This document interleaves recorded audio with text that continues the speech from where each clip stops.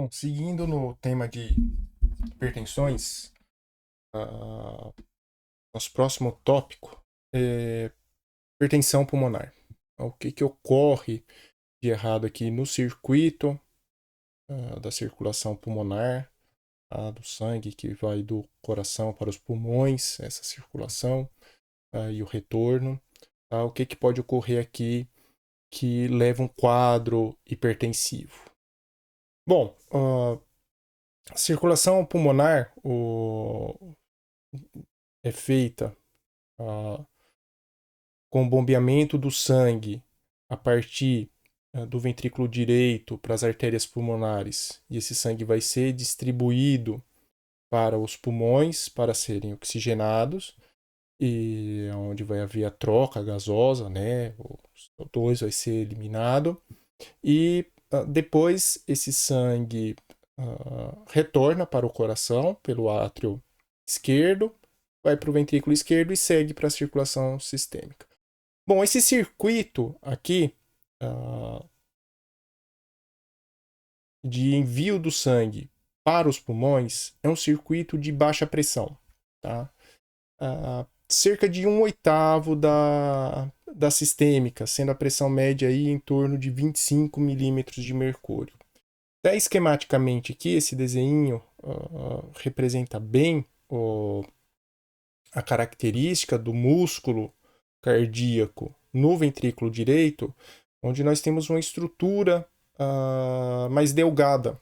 Tá? O volume muscular é menor, então o esforço que o coração faz, tá? A força necessária do coração no ventrículo direito é muito menor do que do ventrículo esquerdo. Os vasos pulmonares têm paredes finas, tá? Luz ampla. Eles têm uma característica farmacológica diferente da circulação sistêmica, que quando há queda de tensão de oxigênio, a tendência dos vasos pulmonares, das artérias pulmonares, é fazer vasoconstrição, diferente da circulação sistêmica, que tende a fazer vasodilatação. Tá?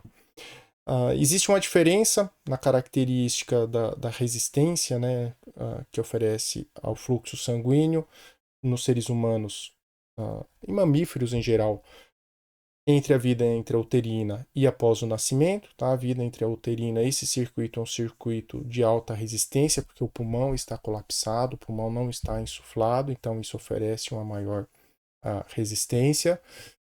Porém, lembrem-se que esses circuitos não são separados, a circulação pulmonar e a circulação sistêmica não são ali desconectadas, como ocorre no adulto. No feto existem 2 pontos de conexão, tá? Para equilíbrio de pressão, que é o forame oval, uma conexão entre os átrios, e o ducto arterial, que é uma conexão que existe entre a aorta e a artéria pulmonar, tá? Muitas vezes bem ampla, e que após o nascimento essas duas estruturas elas involuem, elas se fecham. Também a hora que nasce, a hora que o pulmão insufla, no momento do nascimento, há uma queda brusca de pressão nesse circuito. Qualquer elevação de 3 a 4 vezes o gradiente de pressão do sistema pulmonar, nós temos hipertensão pulmonar. E os vasos são muito suscetíveis, tá, a alterações morfológicas na hipertensão pulmonar, que é o que a gente vê aqui nessa fotomicrografia. O parênquima pulmonar não está tão afetado, tá? Mas a gente vê o espessamento dessa arteríola pulmonar aqui, a parede mais grossa. Então, é um circuito muito mais sensível a alterações morfológicas com aumento de pressão. A regra que a gente tem para o que determina a pressão para a circulação sistêmica também vale para a circulação pulmonar. Tá? A pressão da circulação pulmonar é uma resultante do débito cardíaco, né, do volume e da resistência que a circulação pulmonar oferece esse fluxo sanguíneo. As causas são alterações estruturais nos pulmões, tá?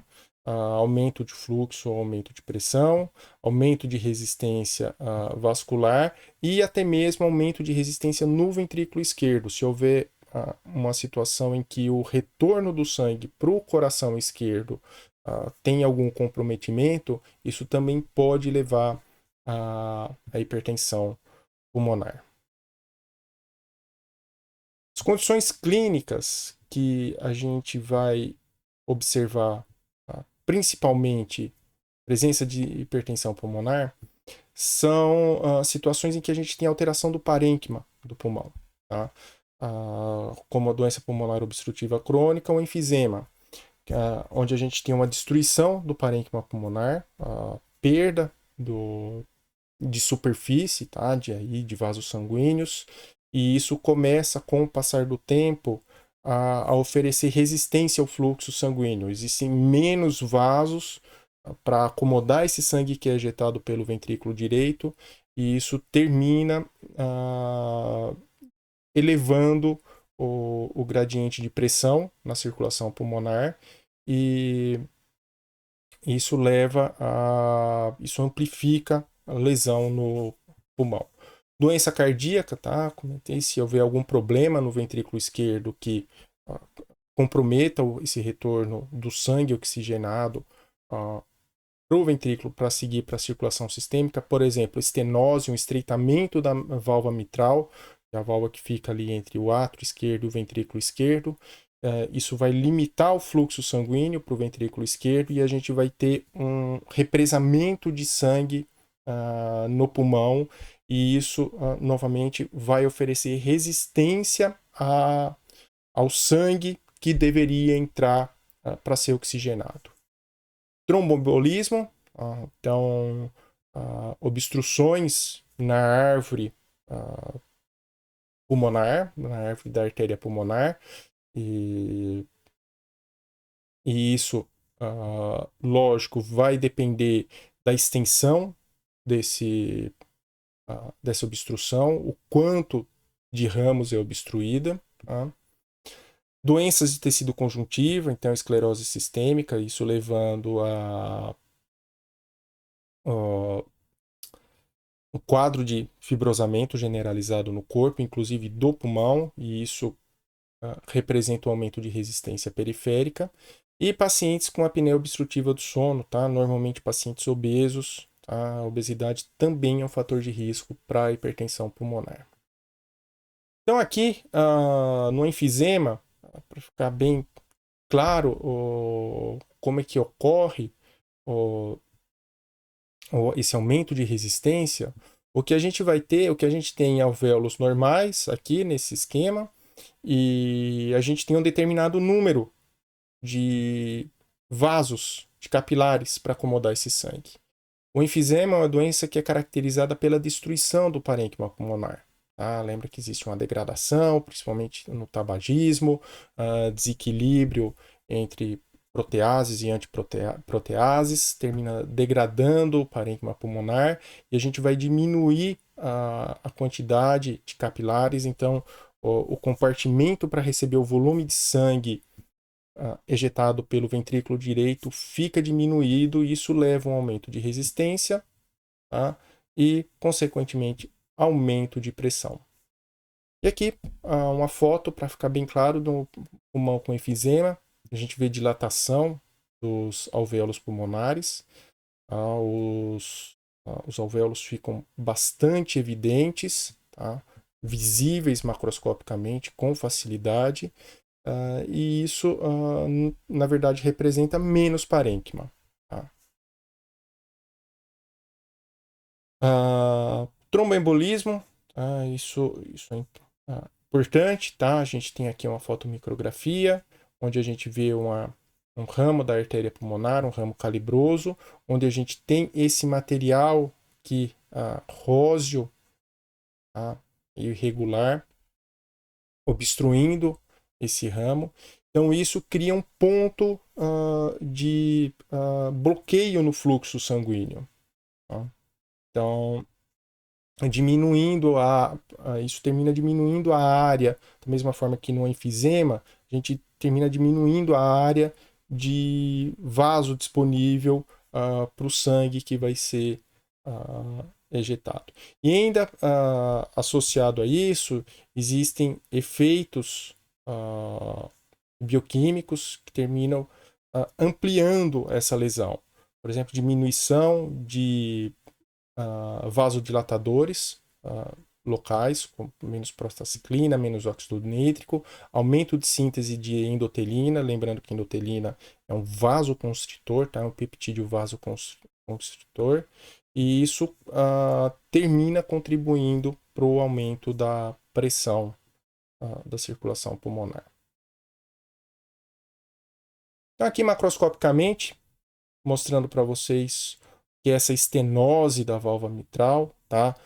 E não só isso, tá? Pode comprometer esse fluxo sanguíneo normal, mas é uma causa importante. Então a gente vê aqui um fibrosamento da mitral, isso com uma diminuição de mobilidade, a mesma coisa aqui, olha só. A inserção dos músculos papilíferos aumentados com espessamento. Então isso daqui significa uma redução de mobilidade de válvula, consequentemente uma menor capacidade de permitir um fluxo regular de sangue. A insuficiência cardíaca esquerda do ventrículo esquerdo também pode contribuir para isso, tá? Mesmo na presença de uma válvula mitral competente. Tá? Só que aí, nesse caso, o mecanismo de diminuição do fluxo sanguíneo através do coração esquerdo vai ser que o ventrículo esquerdo não funciona adequadamente. O débito cardíaco estará diminuído. Então, o débito cardíaco na circulação sistêmica está diminuído, porém o volume de sangue na circulação pulmonar será aumentado. Então, a circulação pulmonar vai ter um aumento de pressão. Consequências que a gente termina tendo, aqui um exemplo de coração, de pulmão, na estenose da válvula mitral, a gente termina tendo congestão crônica no pulmão.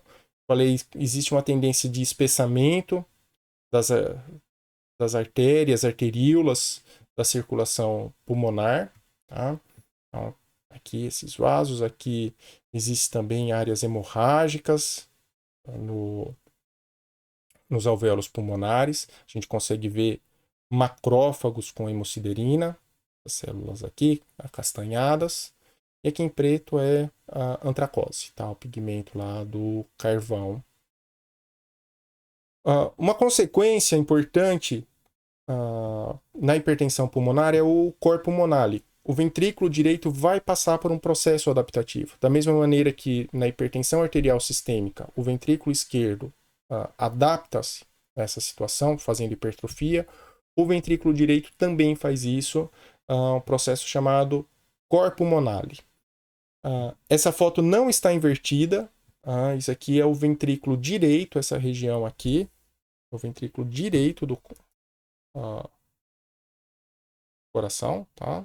Vido. Esse é o ventrículo esquerdo. Isso veio de indivíduo com hipertensão pulmonar. Então a gente vê que existe um espessamento aqui do ventrículo direito, importante, tá? O septo intraventricular também espessado, num mecanismo compensatório. Tá?